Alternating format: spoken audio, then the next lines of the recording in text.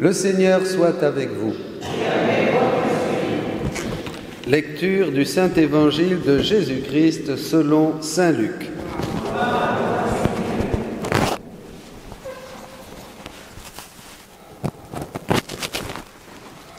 En ces jours-là, Marie se mit en route et se rendit avec empressement vers la région montagneuse, dans une ville de Judée.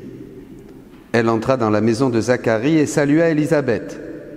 Or, quand Élisabeth entendit la salutation de Marie, l'enfant tressaillit en elle.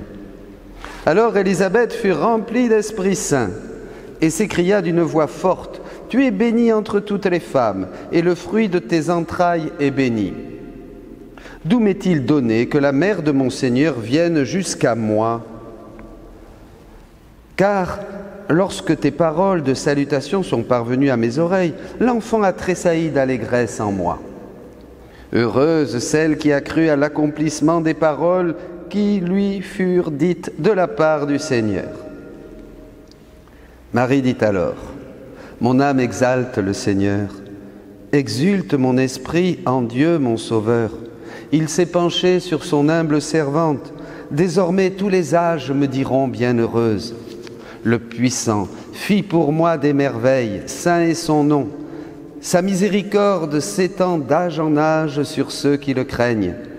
Déployant la force de son bras, il disperse les superbes, il renverse les puissants de leur trône, il élève les humbles. Il comble de bien les affamés, renvoie les riches, les mains vides. Il relève Israël son serviteur, il se souvient de son amour, de la promesse faite à nos pères en faveur d'Abraham et sa descendance à jamais. » Marie resta avec Élisabeth environ 3 mois, puis elle s'en retourna chez elle. Acclamons la parole de Dieu, louange à toi, Seigneur Jésus. Alléluia. Alléluia, Alléluia, Alléluia, Alléluia, Alléluia,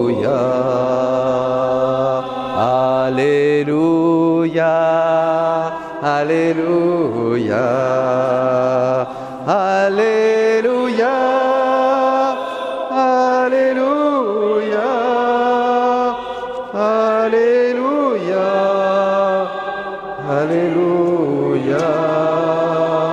Alléluia.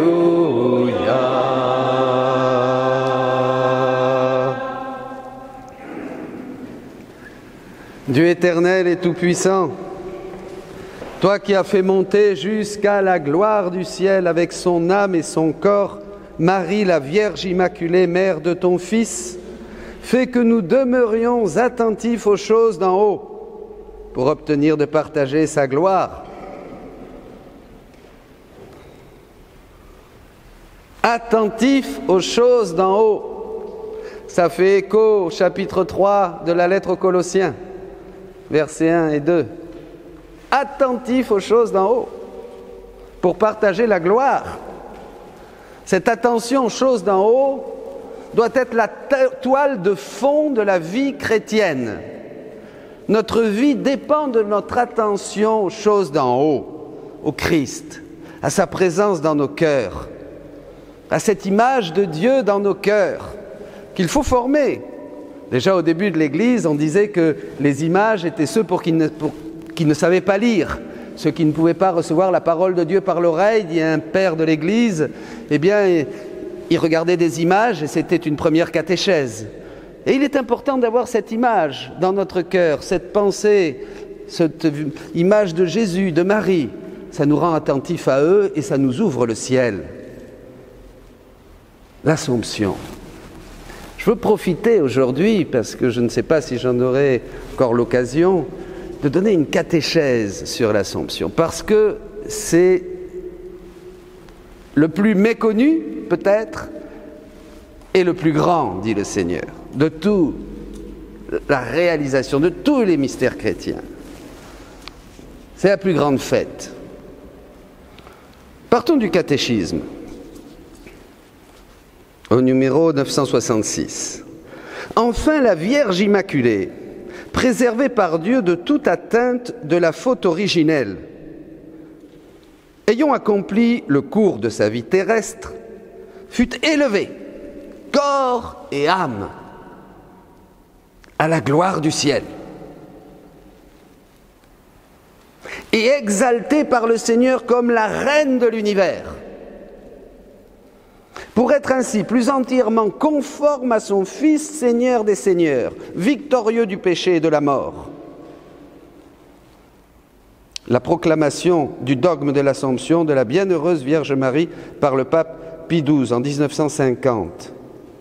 L'Assomption de la Sainte Vierge est une participation singulière à la résurrection de son Fils et une anticipation de la résurrection des autres chrétiens.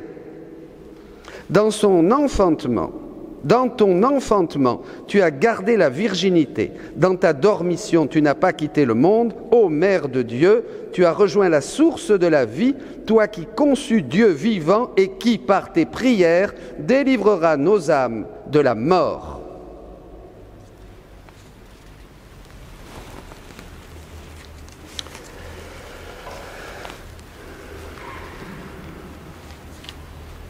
Pourquoi nous sommes à la messe? Pourquoi nous écoutons la parole de Dieu? Pour vivre ce que Élisabeth a vécu,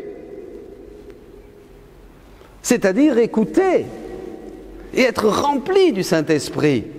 Écouter la parole de Jésus, écouter l'Esprit Saint dans nos cœurs, écouter Marie qui nous visite parce que nous sommes ses enfants et qui veut parler à nos cœurs pour que nous soyons comme Élisabeth dans cette lecture, remplis du Saint-Esprit. La voix de Marie est une effusion du Saint-Esprit. Ce n'est pas seulement une dévotion. Marie veut un dialogue avec chacun de ses enfants. Et Marie, qui est appelée la porte du ciel, si nous entrons dans ce dialogue avec elle et que nous l'aimons, eh bien nous allons être aspirés, c'est-à-dire nous allons recevoir des lumières et des grâces qui vont nous ouvrir le ciel et nous faire comprendre ce que nous demandions dans la première prière, au début de la messe. Attentif aux choses d'en haut, pour découvrir ce qu'il y a en haut, pour vivre déjà de ce qu'il y a en haut. C'est pour ça que nous allons à la messe, c'est pour ça que ces enfants vont faire leur première communion. Vous comprenez? Il faut toujours regarder la finalité de ce que nous faisons. Si nous n'avons pas les yeux fixés sur la finalité, sur l'objectif, c'est comme en voiture, si on n'allume pas les phares pour regarder où on va, si on n'a pas un GPS ou une carte, on va nulle part, on tourne en rond. Dans la vie chrétienne, c'est pareil. Si nous n'avons pas les yeux fixés sur notre finalité, eh bien, ça ne sert à rien.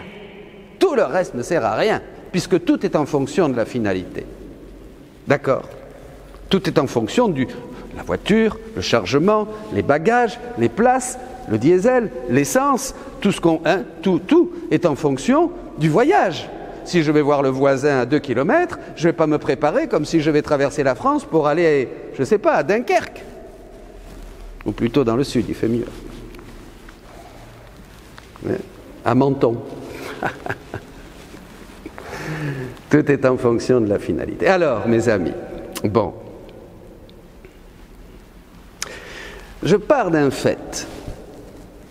Il y a un temps, quelqu'un est venu me voir, il m'a dit « Je ne comprends rien à la divine volonté, ça paraît... » Bon, j'ai vécu ça pendant 5 ans, alors je ne comprends rien, ça m'énerve, ça fait paraît bizarre et tout ça. Alors, bon, vous savez, quand vous enseignez des choses de la part du Seigneur, évidemment, bon, je me suis dit, bon, c'est pas rigolo, évidemment, d'avoir ce genre de réflexion, mais bon, qu'est-ce que vous voulez, on s'y fait. Jésus, pareil, hein, Jésus a vécu la même chose. Quand il a parlé de l'Eucharistie, ils ont plus voulu, ils se sont séparés de lui, et puis beaucoup disaient du Seigneur qu'il était fou, même sa famille. Bon, donc, pas de souci, ça m'a réconforté un peu. Hein, Paul, quand il parlait de la résurrection aux Grecs, à Athènes, ils lui ont dit « faites taire ce perroquet », parce qu'évidemment, dès qu'on parle de quelque chose qui sort un peu de nos habitudes, ou que Jésus veut parler, ou ça passe ou ça casse, comme on dit. Et alors donc ça s'est passé, et 10 minutes après, je pars, je vais chez moi, là au presbytère, et une dame m'attendait, et elle me dit « Oh Père, c'est formidable !» C'était vraiment le Seigneur là, qui me consolait, vous voyez ? Parce que durant tout le mois de juillet, nous avons fait donc, vous savez, des catéchèses qui montrent comment l'Évangile, les paroles de Dieu, l'Évangile de tous les jours, s'accomplit parfaitement dans la lumière de la divine volonté, puisque c'est le royaume du Père, c'est le royaume de Dieu qu'annonce Jésus. Donc tout ce qui est dans les évangiles, tout ce qu'a fait Jésus depuis sa conception, sa naissance, ses souffrances, ses prédications, son agonie, ses souffrances, sa mort sur la croix, sa résurrection, tout ça en fait prépare quelque chose de très grand, c'est que nous entrions, à force d'être attentifs à ces choses du ciel, que nous entrions déjà dans la vie du royaume et que nous vivions ici-bas sur terre ce que Jésus a prophétisé dans le Notre Père, c'est-à-dire que nous arrivions ici sur terre à faire nos actes, à faire toutes nos actions ici dans la volonté de Dieu comme nous la ferons au ciel. Le Notre Père, c'est la grande prière, tout est là, mais je ne peux pas parler de ça aujourd'hui. Donc en arrivant chez moi, cette dame me dit « Mais c'est formidable ce mois de juillet !» Parce que tout le mois de juillet, on a vu ça, on a vu comme les évangiles, jour après jour, s'accomplissent dans le royaume de la divine volonté. Alors c'est très bien, évidemment, c'est lumineux. Hein, c'est pour ça qu'on fait ça, que vraiment je l'ai à cœur, parce que c'est tellement beau de voir comment la multiplication des pains, les filets, la pêche miraculeuse, je ne sais pas, moi, l'envoi des 72, en fait, tout ça, en fait, ces actes historiques de Jésus, vous me suivez, ne prennent toute leur dimension infini, céleste, et nous font comprendre notre vocation que dans la divine volonté, que dans le royaume de Dieu, c'est la même chose. Alors, revenons maintenant à l'Assomption. Très difficile. L'Assomption, vous voyez ce que dit le catéchisme et ce que disent les pères, difficile l'Assomption, évidemment. Puis vous savez, dans l'histoire de l'Église, les choses n'ont pas été évidentes tout de suite, donc vous inquiétez pas si vous ne comprenez pas. Il ne faut pas s'inquiéter. Il y en a qui s'inquiètent parce qu'ils ne comprennent pas. Ben c'est normal, on ne peut pas comprendre tout de suite, on ne comprendra tout qu'au ciel. Et encore, on aura beaucoup de choses à découvrir, puisque la connaissance dans le ciel sera continue et infinie, puisque nous entrerons toujours, nous ne serons jamais rassasiés, nous serons toujours comblés à chaque fraction, si je peux dire, il n'y a pas de temps, mais à chaque fraction, chaque seconde, nous serons rassasiés, comblés, rassasiés, comblés, rassasiés, comblés. Vous voyez ce que je veux dire? Extraordinaire, c'est pour ça qu'on ne s'embête pas au ciel. Il y en a qui pensent qu'on va s'embêter au ciel. On va être sur un nuage, vous savez, là, comme ça. Mais non, c'est pas ça, c'est un état. Alors, je dis ça parce que le mystère de l'Assomption de la Vierge Marie, évidemment, assez compliqué à comprendre. Il faut on ne comprend pas, et il faut qu'au fil des siècles, Dieu nous le révèle. Je vous disais, vous inquiétez pas, parce que saint Thomas d'Aquin, le grand théologien, par exemple, ne savait pas que la Vierge était Immaculée Conception. Moyen-Âge. Vous voyez, il ne savait pas. Et pourtant, il savait beaucoup de choses. Donc c'est pas grave, c'est normal. Dieu est révélation. Vous comprenez? Dieu va en se révélant à nos cœurs, au cœur des croyants, dans la mesure où nous sommes attentifs aux choses d'en haut, où nous cherchons ces choses d'en haut, où nous aimons Dieu avec la foi, une foi vive, où nous prions, nous le cherchons, nous scrutons les Écritures, comme dit Jésus. Eh bien, tout ça, ça fait que, on grandit, on découvre que finalement, c'est merveilleux, et on tend de plus en plus vers la vie du ciel. On se détache des choses matérielles, évidemment, parce qu'on se rend compte qu'elles ne nous rassasient pas. Le cœur de l'homme est toujours insatisfait. Le cœur de l'homme a été fait pour toi, Seigneur, et il n'aura de repos tant qu'il ne reposera pas en toi, disait saint Augustin. Donc, vous voyez, on cherche de plus en plus les choses d'en haut. Et ça, c'est ce qu'on appelle la vie de prière, la vie normale, la vie chrétienne. Donc, allez-y. Allez-y, cherchez Dieu et vous aurez des réponses. Cherchez Dieu de tout votre cœur. Profitez de chaque minute, de chaque instant de la vie. Chaque instant vaut de l'or, mes amis, puisque chaque instant nous permet d'investir dans l'éternité. Mais ça, on n'a pas compris ça. Oh!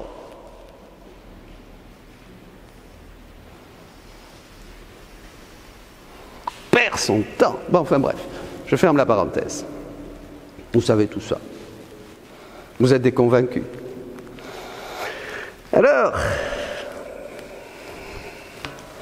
Jésus dit, et moi ça m'a invité à chercher, à comprendre, ça m'a interpellé. Pourquoi?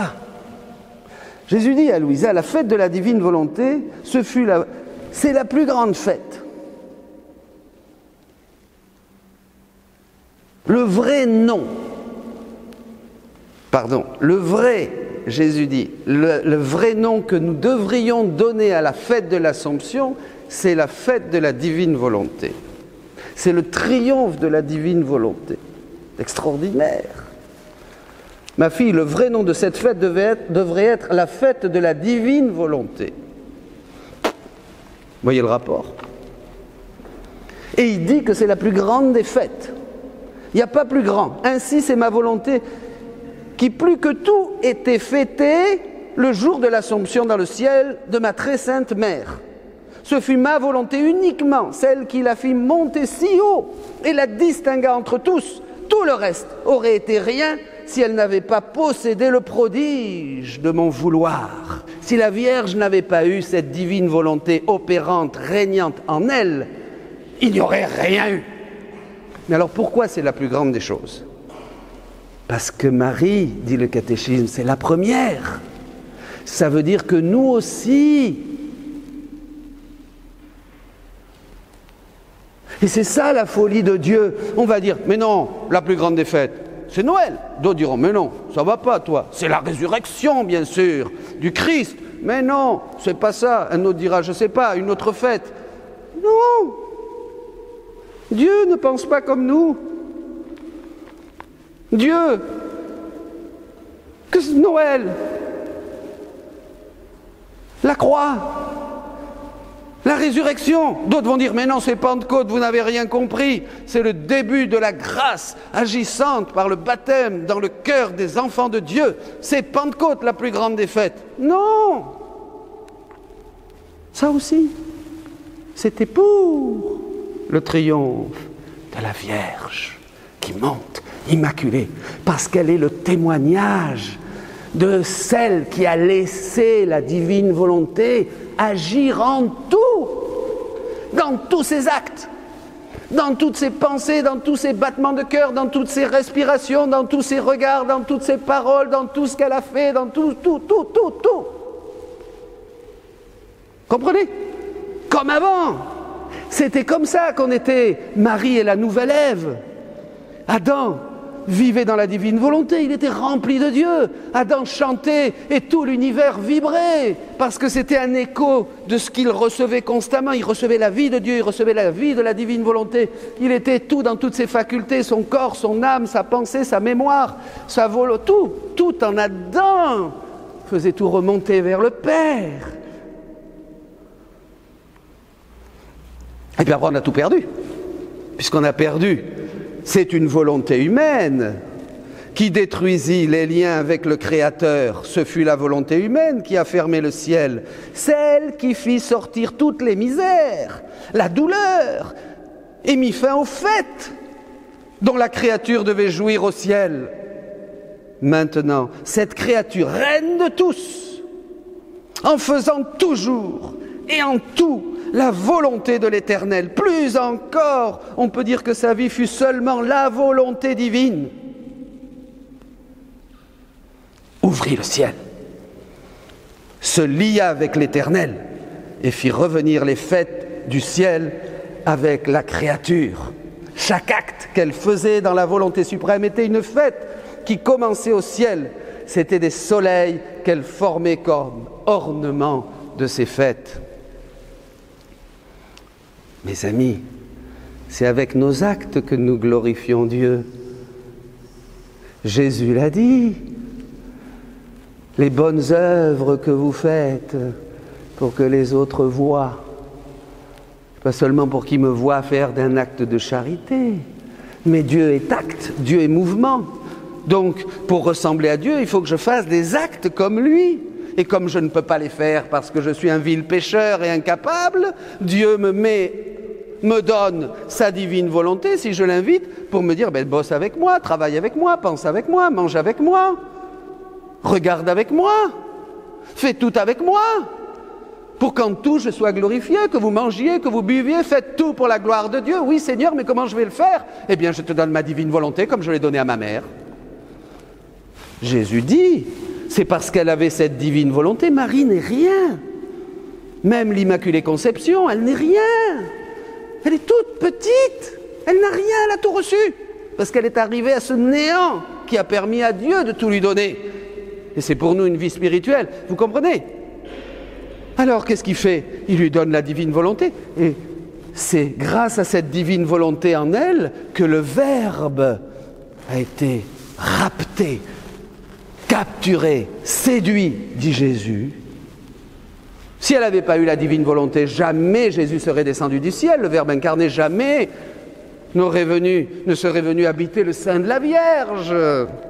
Vous comprenez, ça c'est très important. Pourquoi? Parce qu'il n'y a que Dieu qui peut attirer Dieu. Ce n'est pas mes petites prières, ce n'est pas mes petits actes de charité qui vont attirer Dieu. Bon, quand je les fais, j'ai un mérite, il me donne une petite grâce. Mais si vous invitez dans vos cœurs, dans vos vies, la divine volonté, pour lui dire, je veux qu'elle règne en moi, je veux tout faire avec toi, à ce moment-là, vous le coincez. C'est pas moi qui dis ça, c'est Jésus. Vous le coincez, puisqu'il vous voit, il se voit en toi. Il se voit en toi. Et c'est ce qu'a fait Marie. Comprenez? C'est ce qu'a fait Marie. Et alors Dieu, qui est la personne complètement folle d'amour pour nous, parce que nous sommes tous ce qu'il espère, nous sommes son trésor, nous sommes ses petits. Qu'est-ce qu'a fait Dieu? Qu'est-ce qu'a fait Dieu? Eh bien, Dieu, il a fait en Marie, avec Marie, en lui donnant la divine volonté, ce qu'il veut le faire en chacun de nous. Et alors, pourquoi c'est la plus grande des fêtes? Parce que le Seigneur, la résurrection, il est tout puissant, bien sûr. C'est rien pour le Christ de ressusciter. La puissance de Dieu, en un instant, il peut tout créer, en un instant, il peut tout détruire, en un instant, il peut faire tout ce qu'il veut. Si Jésus, sur la croix, pouvait faire aussi descendre les anges pour le libérer, fait donc descendre une légion d'anges, bien sûr, c'est pas un problème pour le Christ. Mais que l'homme, toi, moi, devienne ce qu'il était à l'origine, une créature divine qui en tout fait écho, que ce soit dans la création, dans la rédemption, dans la sanctification, soit un écho de la Trinité. Ça c'est fou. Et ça c'est le triomphe de Dieu. Jésus dit, le triomphe de la divine volonté, le triomphe de Dieu, c'est la divine volonté, c'est la volonté humaine qui agit dans la volonté divine. Le triomphe de Dieu, ce qui lui plaît le plus, c'est que toi tu puisses le bouger, agir en lui, avec lui, par lui, avec lui et en lui. Le triomphe de la divine volonté, de Dieu, c'est la volonté humaine agissant dans la divine volonté. Ça c'est extraordinaire. Et ça a été toute la vie de Marie, dit le catéchisme, durant sa vie sur terre, et elle continue au ciel. Vous comprenez? C'est extraordinaire, mes amis. Si on comprend ça, on comprend beaucoup de choses. Ma bienheureuse fille, aujourd'hui la fête de l'Assomption est la plus belle, la plus sublime et la plus grande fête dans laquelle nous sommes le plus glorifiés, aimés, honorés. Le ciel et la terre sont investis d'une joie inhabituelle, jamais encore expérimentée. C'est la plus grande fête. Jésus dit là que c'est la fête des fêtes, le grand prodige de la vie opérante de ma volonté dans la créature est exactement cela, former des vies divines. Vous comprenez? Des vies divines. Marie a formé Jésus, nous faisons comme elle, nous formons des Jésus. Tout ce que nous faisons dans la divine volonté, ce sont des vies divines que nous libérons, que nous libérons, que nous libérons. Nous enfantons le Christ, comme la Vierge. Si nous laissons agir en nous et régner en nous la divine volonté, elle nous est donnée. Comment on fait? Il suffit de vouloir. Et le tour est joué, dit Jésus. Vouloir. Comment on entre dans la divine volonté? Je le veux, je le veux, je le veux. C'est tout. Et après, une amie qui parle, qui donne des enseignements, me dit, c'est comme un homme et une femme, il y a une fécondation. Vous voyez, il y a une fécondation, la vie est là, et elle se développe après. C'est sûr qu'il va y avoir des péripéties, des difficultés, mais la vie, ça y est, elle est là. c'est la vie divine qui commence à se développer grâce au baptême, bien sûr, grâce au sacrement, grâce à la prière, grâce à la foi, grâce à tout ça. C'est ce que Marie a fait. C'est le triomphe de Dieu. Cette reine vierge est un prodige continu. Ce qu'elle a fait sur la terre, elle continue au ciel, parce que notre volonté, quand elle opère autant dans la créature qu'elle le fait en nous, cet acte ne finit jamais. Mes amis, aujourd'hui, c'est la plus grande des fêtes, c'est la plus grande sécurité, c'est le plus grand bonheur dans le ciel et c'est le plus grand bonheur que nous avons. Nous savons que ce qu'a Marie, corps, âme, dans la vie divine, c'est notre héritage. Mais nous n'allons pas attendre. Maintenant que je vous le partage, vous pouvez commencer. Nous pouvons commencer. Ces enfants vont commencer. Elles vont recevoir Jésus. Et petite Thérèse dira une vraie fusion de mon âme avec Jésus. Les enfants, vous commencez, Kate, Perle, vous commencez à vivre une fusion en Dieu. Vous fusionnez, vous allez vous fondre et Jésus va entrer dans vos cœurs et va se répandre dans tout votre être, corps, âme, esprit. Et ce moment, vous ne devez jamais l'oublier. Thérèse disait, oh, ma première communion, une vraie fusion de mon âme avec celle de Jésus. Et nous savons que la vie dans la divine volonté, c'est justement entrer, se fondre, fusionner, entrer, se laisser. Vous voyez, il n'y a aucun panthéisme là-dessus, bien sûr, mais c'est entrer, c'est laisser la vie même de Dieu agir dans la nôtre et nous agir dans la sienne. Les sacrements, c'est comme une deuxième rédemption, dit Jésus. Il a accompli la rédemption et après il donne les sacrements pour que nous continuions comme ses enfants.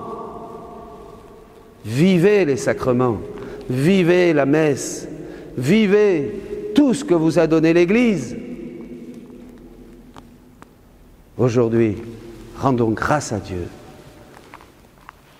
pour cette fête, la plus grande des fêtes, la fête des fêtes, dira Jésus, l'Assomption de la très sainte Vierge Marie. Amen. Je vous envoie comme des brebis au milieu des loups. Je vous envoie comme des brebis, je serai toujours avec vous. Je vous envoie comme des brebis au milieu des loups. Je vous envoie comme des brebis, je serai toujours avec vous.